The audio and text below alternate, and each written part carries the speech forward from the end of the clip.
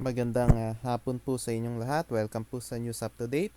Ang topic po natin ngayong hapong ito ay tungkol dito sa inilabas ng Securities and Exchange Commission or SEC na advisory laban dito sa PhilQ International Trade Company Limited or PhilQ or philq.com. Opo, naglabas na nga po ang SEC na advisory laban dito sa PhilQ. Etong PhilQ na ito parang pilas lang din, parang E plus mall, parang PH mall, parang yung PH Lazada. Pare-parehas lang po ang modus. So mga kababayan baka naman nagpaloko na naman kayo dito. Alam niyo naman tatakbuhan din kayo nito. So bakit nga ba nagpalabas ang SEC na advisory? Dahil meron sila mga nakuhang reports at mga impormasyon na itong PhilQ nga daw nag-iintay sa publiko para mag-invest dito sa company na ito. Ito po, alam na po natin ang kahinat-nat nito. Itong PhilQ, tatakbuhan din talaga kayo niya. At nakita ko nga may mga nagre-recruit nga sa social media. So alam niyo naman ang modus. Pare-parehas lang ang modus nitong mais company. Nakita niyo ang ginawa ng Pilas, nakita niyo ang ginawa ng A+. Alam niyo na rin ang gagawin nitong PhilQ na ito.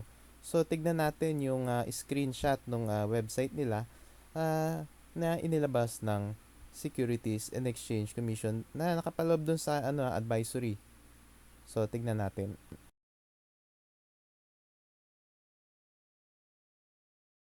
So ito po yung website ng PhilQ. So ayan, may mga tinakpan tayong mga logo kasi syempre alam niyo naman mga ginagamit nila. Kunwari, partner daw sila ng Amazon, Lazada, ng eBay at Shopee, pero sa totoo hindi po talaga sila partner. Ginagamit nila yan at nakita nyo may VIP na naman. Ayan ay modus na modus tulad ng Pilas. So tignan, basahin natin yung susunod pang part nung advisory na inilabas ng SEC. Ito nga, base nga dito sa website ng PhilQ International Trade Company Limited or PhilQ or philq.com, ito daw ay in-establish no August 1, 2018. At nagkiklaim din na ito ay self-service order placement platform for all international e-commerce companies supporting mainstream e-commerce platform such as Shopee, Lazada, Amazon at eBay.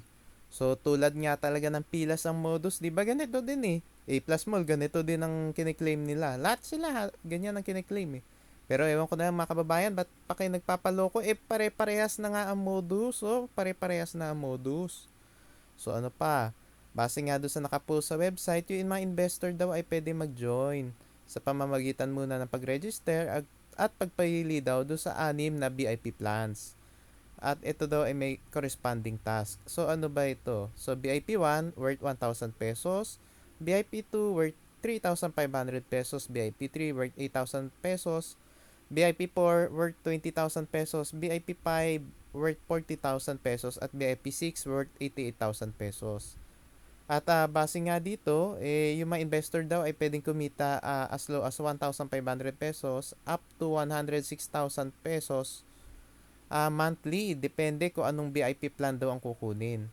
At yung investor daw ay maaaring maka-earn ng direct order rebate of 10% and 5% for indirect order rebate. At yung membership daw ay good for 1 year. So modus na naman ng ano ito Modus din to ng Pilas, modus na E-Plus Mall. Ilang beses ko na nakita itong modus na ito. Ay nako mga kababayan, VIP plans, yan, mga order rebate, lahat na ito. Parang paulit-ulit lang mga kababayan, baka naman meron na naman nagpauto, tatakbuhan lang kayo nito. Tatakbuhan na naman kayo nitong company na ito. 100% tatakbo talaga ito. Dahil magkakasabot lang yan eh. Isang sindikato lang yata nagpapatakbo niyan eh. Yan Pilas, yung ano. Tingnan nyo, parehas na parehas. Parehas na parehas. Ewan ko na lang ewan ko na lang. At nakita nyo, may investment contract nga dyan. So, kailangan may secondary license. Pero, alam nyo naman, itong may company na ito, hindi talaga yan kukuha ng secondary license. Dahil ginawa nila yung company na yan para manloko ng kapwa.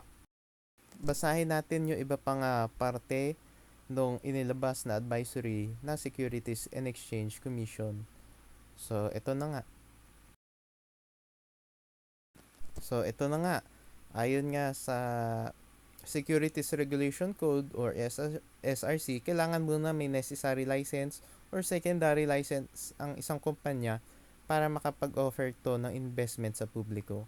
At base nga sa database ng SEC, tinignan kasi yun ng SEC yan, nakita nila itong PhilQ International Trade Company Limited or PhilQ or PhilQ.com ay hindi rehistrado bilang isang korporasyon kahit na ho bilang isang partnership. At wala rin ho itong at ito ay nag-ooperate din kahit wala itong necessary license or authority or yung tinatawag na secondary license.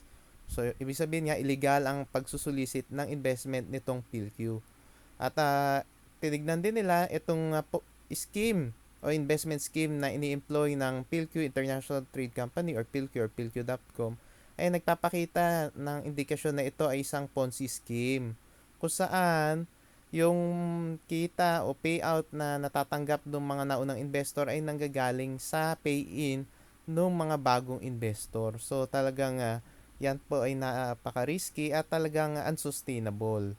Nakikita nyo naman bumabagsak kasi nga wala naman talaga sila ibang sources of income kundi yung mga pay-ins. So, basahin pa natin yung iba pang parte nitong advisory. At ito nga, yung mga Ponzi scheme na ganyan, hindi ho yan sustainable at fraudulent po yan ha. Unsustainable at fraudulent at hindi po yan isang registrable security. Ibig sabihin, hindi po magbibigay ang SEC ng license to sell securities o secondary license sa mga kumpanya na gumagamit ng Ponzi scheme. So, nakita nyo na imposible magka-secondary license yan. So, sabi nga ng SEC, paalala nga ng SEC, wag na pong mag-invest or not to invest or tumigil na sa pag-invest or stop investing sa mga investment scheme na ino-offer ng PhilQ, International Trade Company Limited, PhilQ or PhilQ.com at ng mga representatives nito. At nagpaalala din po ang SEC na para sa lahat ng mga salesmen, brokers, dealers, or agents ng PhilQ International Trade Company Limited or PhilQ or PhilQ.com na nangungumbinsi o nag-aalok sa mga sa publiko na mag-invest nga dito sa investment scheme nito na kayo po ay maaaring maging criminally liable under Section 28 of the SRC at maaari kayo ma-penalize ng maximum fine of 5 billion pesos or imprisonment o pagkakakulong up to 21 years or parehas pursuant to Section 73 of the SRC. Pati po mga uplines ay maring maging criminally liable din kayo.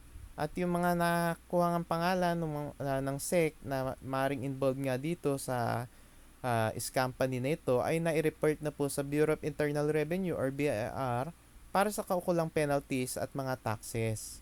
So yan nga, mga upline tandaan nyo, maaari din kayong maging criminally liable. So, tigilan nyo na po ang paghihikayat para lang kayo ay kumita ng referral bonus. Wag na po. Isipin nyo po yung ma-recruit nyo, kawawa naman. So, basahin pa natin yung huling parte ng advisory ng SEC. So, ito nga.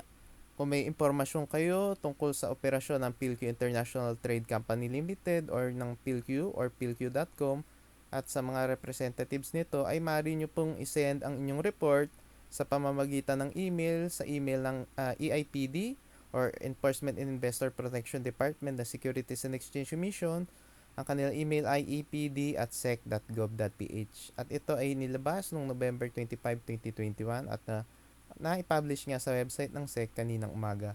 So, ayan na nga mga kababayan, nakita nyo na nga na itong PhilQ ay isang scam. So, yung mga nagre-recruit dyan, tumigil na kayo. At yung mga nagbabalak mag-invest, wag na kayo mag-invest dyan.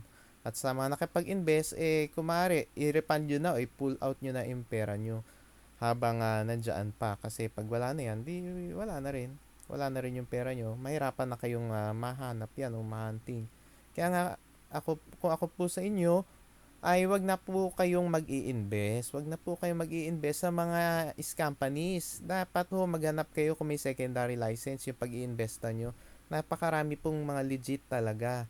Pero ito naman mga pinapasukan nyo, mga karamihan dyan, well, basta too good to be true ang mga offers eh. Talagang ano yan, scam talaga yan. Nakita nyo naman, laking-laking kitaan. Paano naman yun? Napaka-imposible. Napaka-imposible yung mga pangakong kitaan. So, doon pa lang makikita nyo na talagang mga scam company at kaya nila pinapangako yung ganong kitaan para marami silang mabola. So mga kababayan mag-iingat po tayo at talagang wag tayong magpapadalos-dalos sa mga desisyon at kung may duda nga kayo pwede niyo na maitanong sa SEC kung yung company na yun ay may secondary license o wala. So muli po, maraming salamat po sa inyong patuloy na pagsuporta sa aming channel. God bless po.